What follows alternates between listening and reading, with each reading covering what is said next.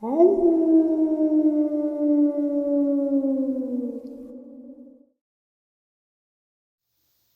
greetings and salutations, everyone. I hope everyone is doing well today, and it is Saturday. For those of you who are new to the channel, every Saturday we do a Saturday Nightmares live from New York, 12 a.m. Eastern Standard Time. I hope to see you all there. It's a great time. For those of you that are not new to the channel, I still hope to see you guys there. You know the fun we have. But that is not why we are here right now. We are here for some terrifying experiences. Before we jump into them, a couple links. As many of you know, I rely on Patreon, PayPal, channel membership, and the merch to help the channel to continue to grow and go. Links to Patreon, PayPal, and channel membership is in the description below. Merch displayed directly under the video. Also, Dogman Frightening Encounters, Volume 1 through 3, the audiobook versions. They were written and researched by Tom Lyons, narrated and produced by me, Jeff Nadolny. Those audiobooks are available on Audible, Amazon, and iTunes, links to which are also in the description as well. And finally, last but definitely not least, if you'd really like to help support the channel to continue to grow and go, simply subscribe. It does not cost you a cent. Click the like button, it takes half a second. If you don't want to miss out on any of the informative uploads I put out daily, click that bell icon, and folks, please leave a comment. Why? Well, because all of these things really do help the channel to continue to grow and go. Yes, folks, they definitely do matter. Now, everyone, I have taken far too much of your time. Let's jump into today's upload, shall we? All right, everybody. Tonight I have a special guest, a guest that I have not spoken to in a couple of months. Luke, how are you, my friend? I'm all right. How you doing? I'm doing well. Hello, everybody. I'm glad to hear your voice. I'm glad to hear that you're doing well. You're back at work. How's work going? Boring. Extremely boring. Now, A lot of paperwork. yeah, because you're in the office now. You're not out in the field anymore, or are you? No, not yet. I haven't got cleared yet, so I'm just gonna get reevaluated soon to see if I'll be let back in the field. I'm excited and I'm not at the same time. If that makes any sense. Yeah, absolutely. Because I mean, you know what's out there, so that's kind of something to hold you back a little bit too. Now, you had reached out to me today saying that you had seen something.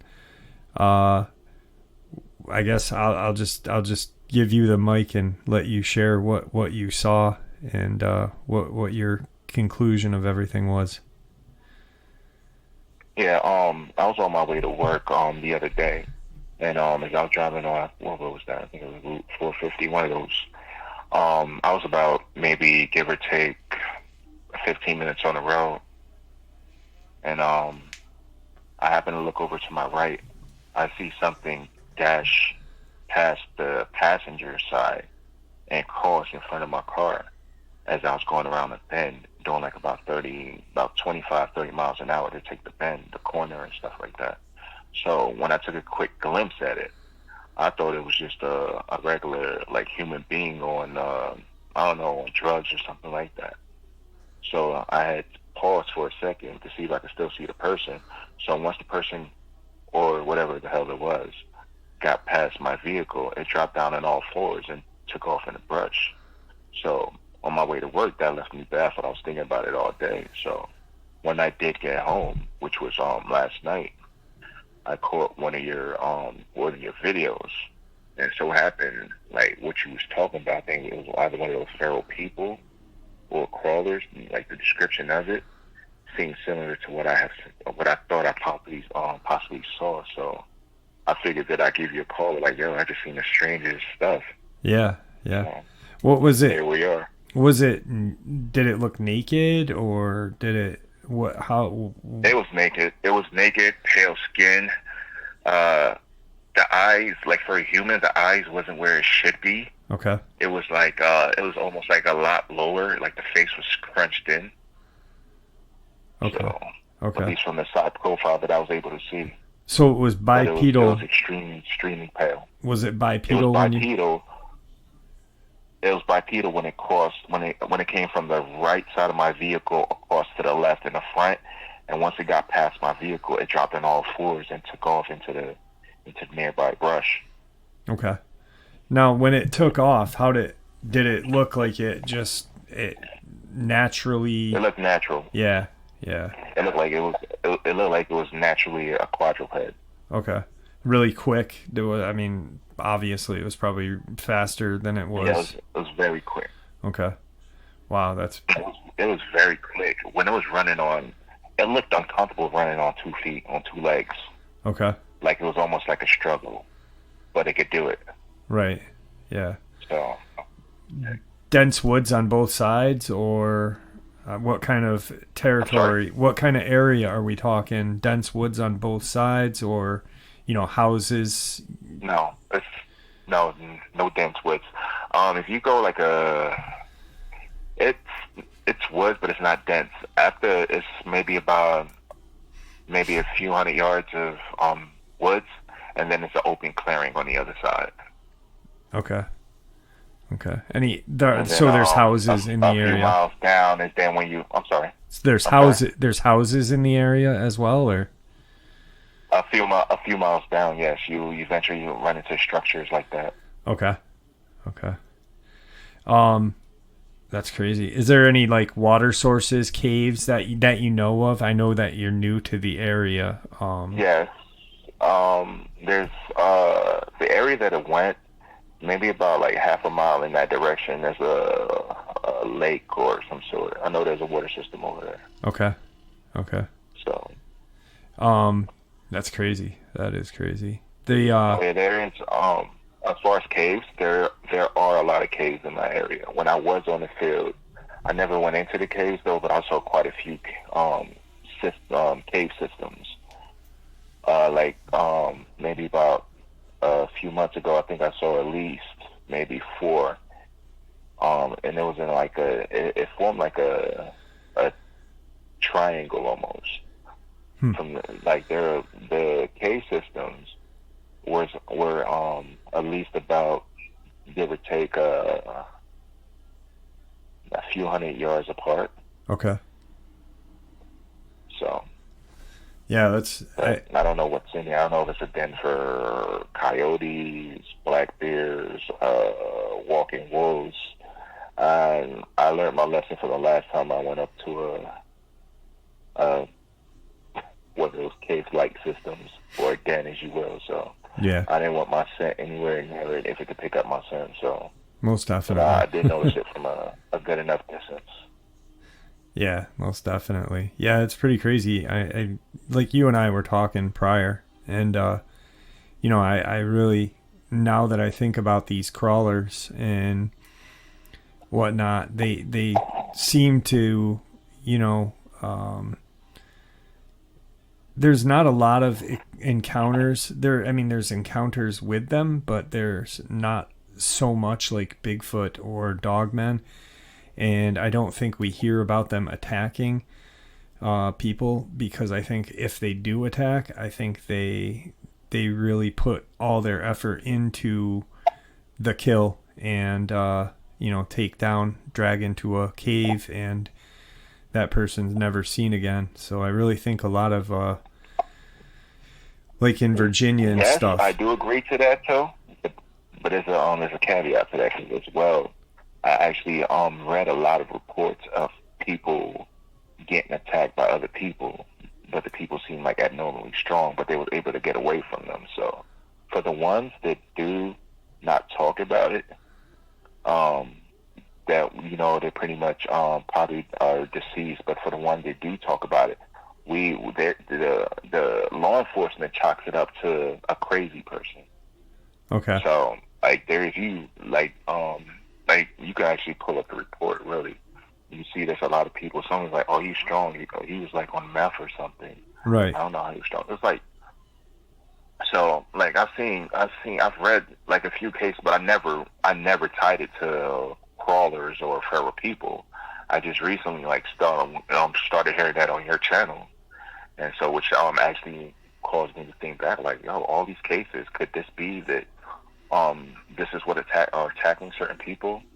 And just because if you think about it, if it's a feral person and they're wearing clothes, you're just gonna think that they're homeless and on drugs or have mental illness. You understand? Right. Yeah. Yeah. So you're not gonna really take it as a Neanderthalic or some kind of wild animal. Right. But like the crawlers are something different. Yeah. So absolutely. They're humanoid, but they don't look nothing human. Yeah. Yeah. No, the feral people, I mean, I've had a couple of different cases, probably 7, 8 maybe, and the majority of the time they are wearing some sort of clothing, whether it be tattered or whatever. But I think when they attack somebody or rob a campsite, they take, I think they're scavengers, living in the woods. They've become adapted to the living out in the woods, very strong, because you'd have to be strong to live in the woods and hunt.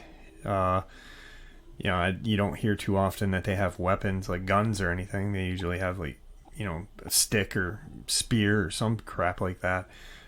So they're obviously very strong. And like you said, law enforcement would, it's a perfect kind of cover up.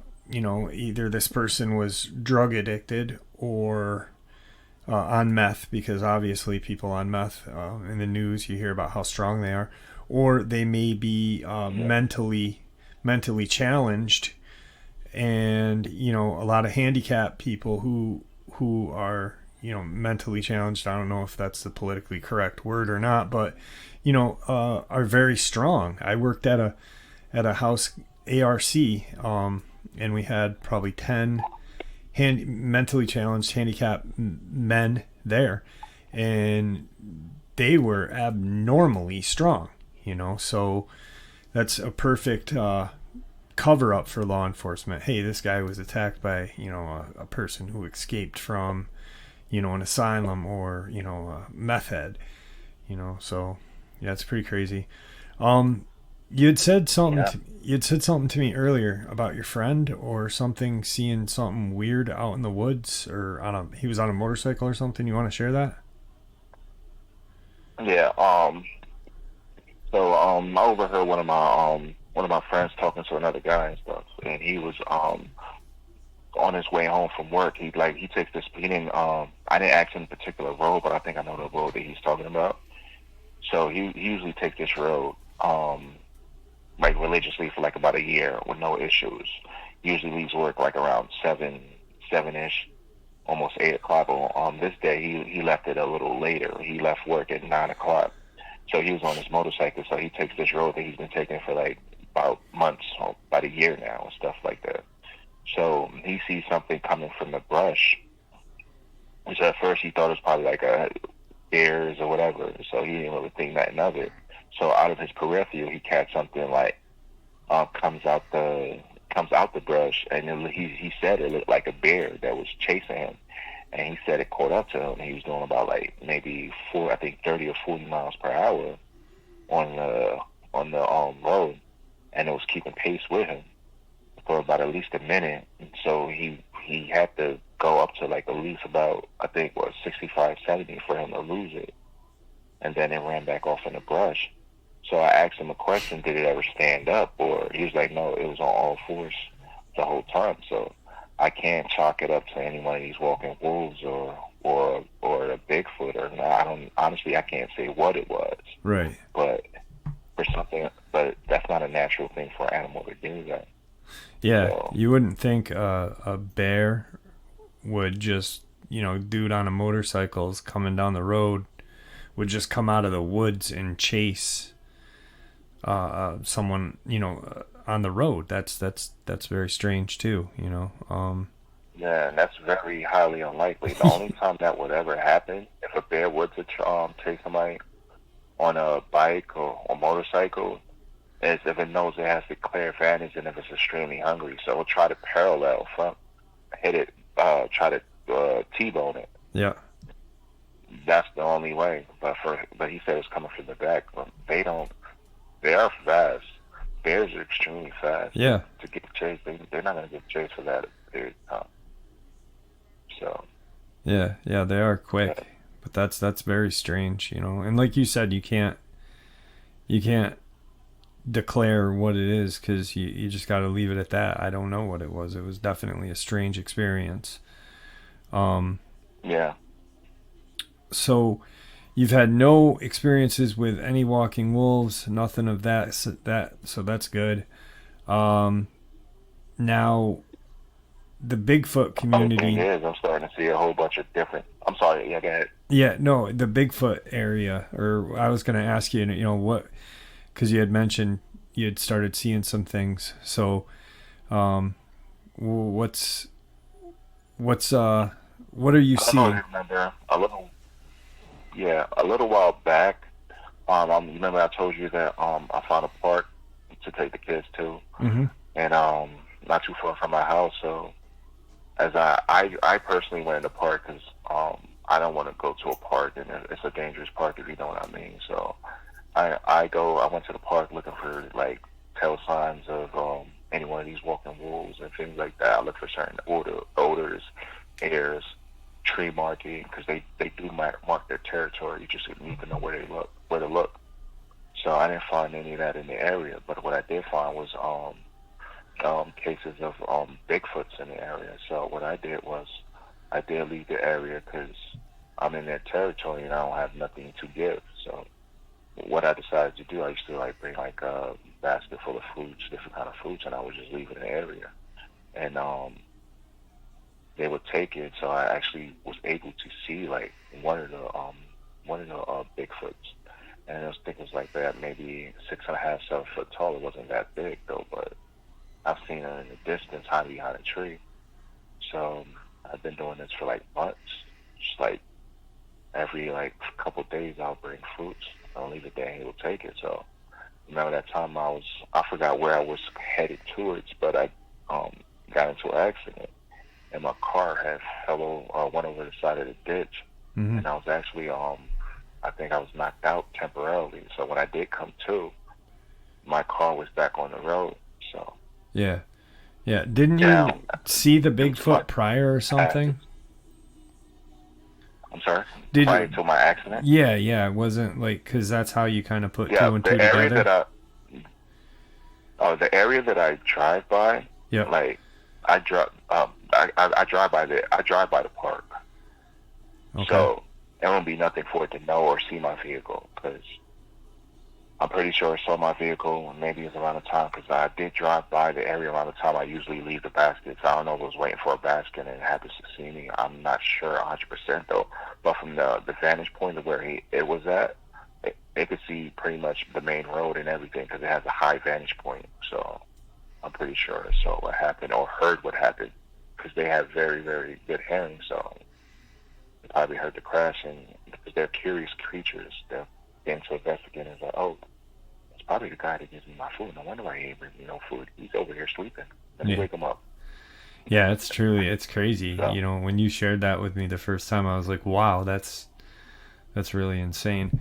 Yeah, so after that, you know, I had the incident with my dad, my kids, the whole freaking me just going AWOL. So yeah, and I haven't been over there in like months and stuff like that. So recently, I went back to like start up the giving her the food thing. So I haven't really seen him yet, but I do know he's in the area on a trail cam. Right. Like, cause there's a specific area where I leave the basket all the time. I don't deviate from the area. So it wouldn't be that hard for me to put like a trail camera up. Yeah, that would be very cool. I mean, pretty insane to think about actually getting a great video or photo of one of these creatures. It's you know, it's gonna happen. You know, so many people are out there now. Yeah, you got to upload it really quick because the government's working around the clock to censor that. I don't know if you remember about a year or two back, I actually had video that I actually sent to you, but it Yeah. never reached you, and my freaking computer got hacked. Yeah. Yeah. Yep. You're not the first person And then my to wife, say that, and then my wife tried to send you the pictures as well too. Yeah. And for some reason, the pictures would not go through. And then when you check my phone, all the pictures are gone. Yeah, it was when you were in the hospital. Yeah. Yep. You know, there was a guy that he had taken a photo of a Dogman on his phone, a couple of them. And he knew he had taken these photos, that he knew they existed on his phone. His buddy knew they existed on his phone. They get back to their vehicle, and, you know, they had a pretty crazy run-in with a Dogman, and they were, you know, jacked up on adrenaline, but they get to their vehicle, and in his head, he's like, at least I have these couple of pictures. He knew he had taken them. His buddy knew he had taken them. They open the phone, and they're gone. Just gone. And the only really logical explanation for that is the government knows, somehow they know, and they deleted those pictures off of his phone before he could even have time to do anything with them. I could tell you what happened, or at least what I think happened, because just based off, like, the government knows about these creatures. Some of them are being tracked. Some of them got chips in them. Yeah. So pretty much what my theory is, at least knowing from the technology that the government and at least law enforcement has, they was probably tracking this, one of these walking wolves, and it came across these people. And the way how it works is, you know how GPS works. They can ping anything in the area. So their cell phones probably came up in the area next to these things. So they was able to get quick access to the phones and cause it to. I forget what they call it though, but they was able to access their phones because they saw them on their radar. Yeah. Because, like, you know, when you're tracking something, it shows up. It's just a beacon. It shows up, but they can also pick up other signals, cell phone signals, wireless signals, Wi-Fi, whatever kind of signals, and they know what signal goes to what. So, this is a cell phone signal, or it's like within 100 yards from there. Oh, okay. So they probably saw that at one point they was within the same distance of each other. Mm-hmm. And they was like, you know what, y'all? Whether they saw it or not, y'all, let's wipe their phone. Yeah. To be on the safe side. Yeah, it's pretty crazy. The technology that Big Brother has nowadays and what they can do. They had these technologies for years. Yeah. I mean, Victor talking about with his dad, they were chipping them in the 60s and 70s, you know. These aren't new this is not a new technology. Definitely not. Now, with work, I don't want to get you in trouble, so don't talk about anything that you can't, and if I put you on the spot, just say you can't talk about it or not or whatever. So you're in the office now, and have you heard any kind of mention of any of these creatures? Is there kind of, like, if a person goes missing or anything, has there kind of been any just a low talk about these things, or no? There's just certain areas where they go to talk about certain things, like in passing. The only thing that I know about is, like, the increased numbers of missing people. Like, it actually went up this year as far as missing people. As far as, like, what it's connected to, I haven't heard any talks about that. So I'm pretty sure some of the higher ups within my division know who I am. So I think they watch what they say around me. Right. I'm not 100% sure though, but I do know that there are missing peoples and there are like unexplained disappearances, but they're not chalking it up to anything. There are animal attacks, but they're going with freaking coyotes and black bears or whatever. So, like, I forget. There's a certain code that they use, whether it's like at least because there's a different. Yeah, what a lot of people don't realize, and police will tell you this or lie to you till you they blue in the face. Though, there's a division within law enforcement that deals with cryptids. So, if you're a lower ranking officer, it's pretty much you don't know about it. But once you reach a certain level, and then you'll know about it. Or if you happen to have an encounter, and then it goes one or two ways. They'll bring you into it to see if you can handle it, or they'll tell you to forget about it. You didn't see that. So, yeah, there are like division in it that talks about it. Prior to my incident, prior to my accident, they was talking about I think there was a large. They said their quote was a large number of animals were heading down this way. So yeah. But well, there's a guy. Take that however you want. There was a state trooper that reached out to me in Pennsylvania, and he had said the same thing. You know, he's like he doesn't think that all law enforcement agencies have kind of someone that deals with these things, but he thinks that the bigger ones, you know, like he was a Pennsylvania state trooper, so he's like, obviously they have their kind of little team within the state troopers that deals with cryptid reports. And you know, he said that when he had seen a Dogman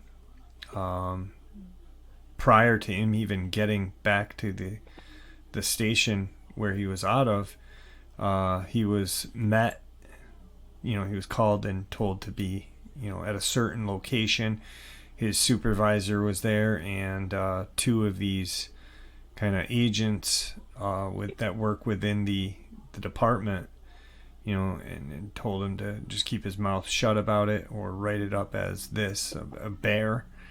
And you know, it's pretty intense to think about that. You know, we don't really think that these, you know, people, and it's kind of strange that we believe that these creatures exist, but we find it hard to believe that our governments, whether it be local, state, and federal, have a contingency plan to deal with these things. You know, it's not that far-fetched, you know.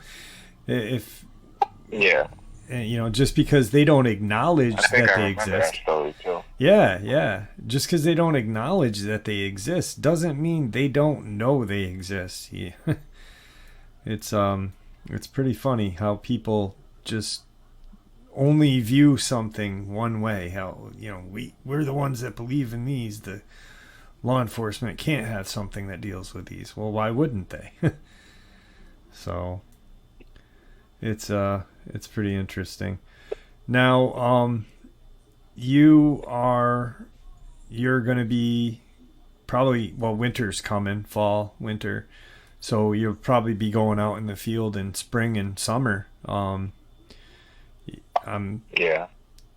not looking forward to it, or are you? It's a mix of emotions. I'm actually looking forward to getting out there. Yeah. I'm not looking forward to having to run in with anything. Yeah.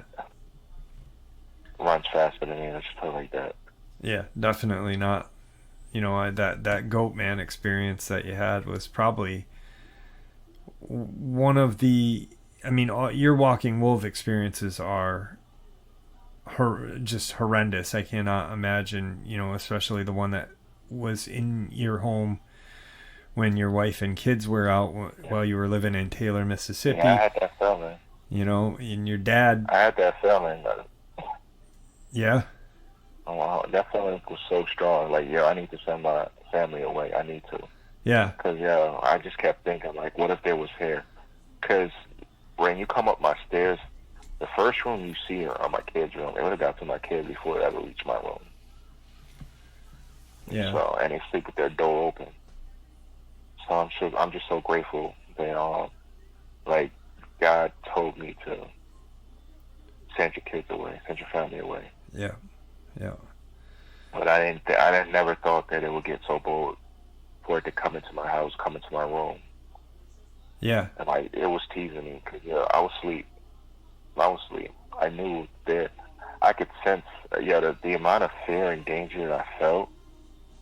Yeah, I mean, it was the amount of pressure. It's like just having a crane sit on your chest, but you're still alive. That's the amount of pressure that the fear caused. Like, yo, this thing is right here, and the thing it was teasing me, man. Yeah. Because it wanted to, it could have been killed me. Yeah, very easily. But that's where it messed up. While you were asleep, it could have, very easily taken you out. Yeah, so I mean, you've had these experiences, but like that Goatman experience that you shared with us a while back, while you were on, training, there's been numerous Goatman experiences and encounters and sightings, this and that, all throughout Maryland. Maryland is known for Goatman. And did you get that same kind of feeling when you were around that creature? Oh, that creature was, I got the feeling that creature was pure evil. That thing wanted to kill me. Yeah. I didn't do nothing to it. I was in its territory, and it chased me out of there. Like, I'm pretty sure, like, if I tripped or anything like that, I would have been done. Yeah. Yeah. Like, I also had to, because I did fire my weapon. I had a freaking, I fired my weapon. And I told you, because you have to file a report when you discharge your weapon and stuff like that. So yeah. Yeah. I ended up having to do that. So I had to make up some bullshit because I didn't want them to think I was crazy, and then me getting some of my attention. Like, for me to get the job, I am qualified, but I did pass the date on certain things that somebody wanted me to go to that branch, and I possibly got set up. But yeah, they were shocked when I came back. But with that, you had mentioned you felt that thing was pure evil. The only other time that I heard you kind of really have that kind of feeling or that kind of, description was that pitch black Dogman that drove you out of Taylor. Yeah, that drove you out of Taylor, Mississippi. What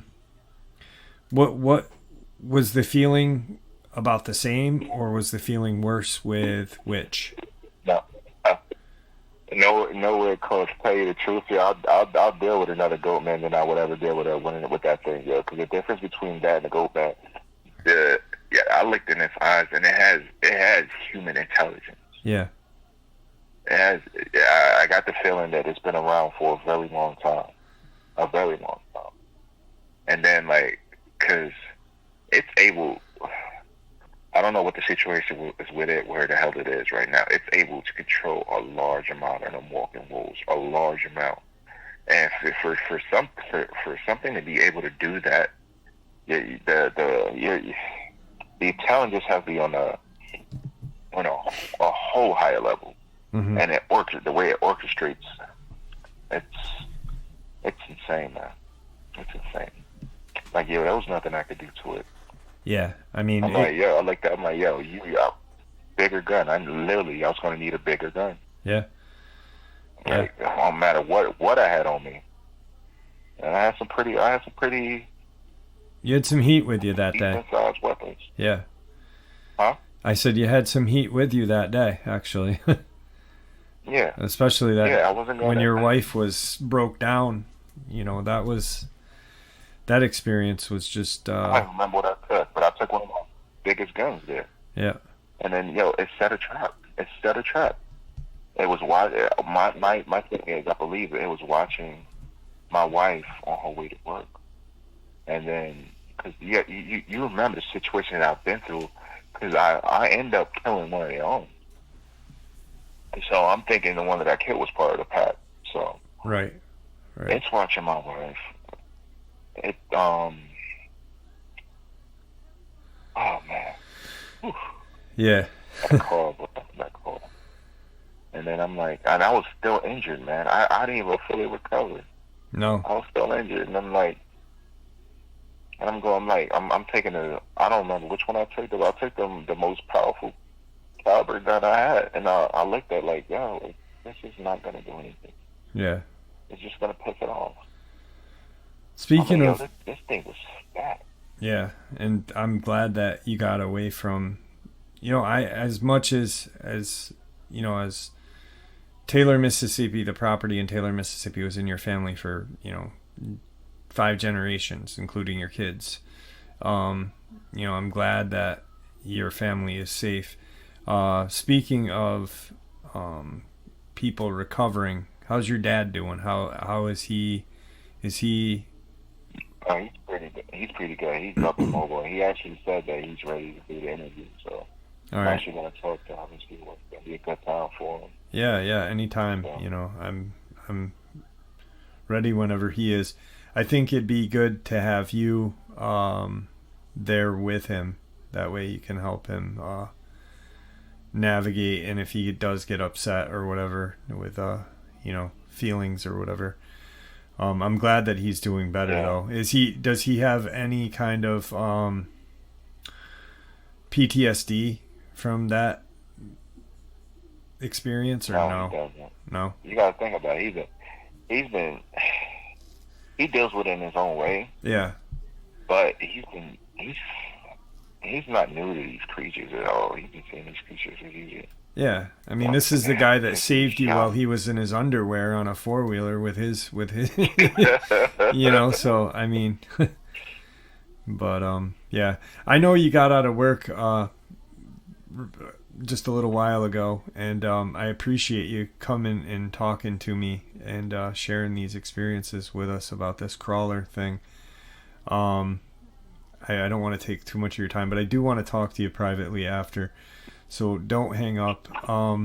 Do me a favor, if you do hear anything about these crawlers, or if you hear anything about kind of packs or whatever, families of feral people living in these woods, because I think they're I don't know why, but they tend to be in national parks and state parks, and Maryland's got a lot of those. You wouldn't think it does, but it does. Yeah. It has a whole lot. Yeah. Keep me in the loop if you could, and I'd really appreciate it. And don't hang up. I want to talk to you. Will. Is there anything that you'd like to say before we end this? Thank you everybody for all your well wishes and prayers. I do appreciate that. Your prayers have reached us. My family is doing pretty great. I couldn't ask for anything better. With anything else, y'all don't have to believe my story. Only thing I ask is if y'all go out at night in the woods, go for a walk, even in the daytime, just keep your head on the swivel and just make sure you carry some kind of form of protection. And if you listen to music, try to have one in and one out so you can know what's going on around you. Because cryptids are not the only things you need to worry about in this world. So stay blessed, everybody. Love you guys. All right. Thanks, Luke. It was good talking to you. Well, there you have it, folks. Today's upload. I hope you all enjoyed it as much as I enjoyed sharing it with you. I still hope to see you all there at Saturday Nightmares live from New York, 12 a.m. Eastern Standard Time. I am going to attempt doing a 2-hour live stream. Just sick as a dog, but I'm going to try. Guys, you are the reason this channel continues to grow and go, and it is appreciated. You're also the reason why people have a chance and a place to share their experiences, judgment-free, just simply treated with the respect that we all deserve. Thank you. Stay safe, happy, healthy, and ever vigilant, keeping an eye on our children, our pets, our family, and friends. These creatures are real. They are out there and they are dangerous. Share this info with those you love and care about, and it may just help save their lives someday. Till next time, never stop asking questions. Never stop searching for the truth. God bless.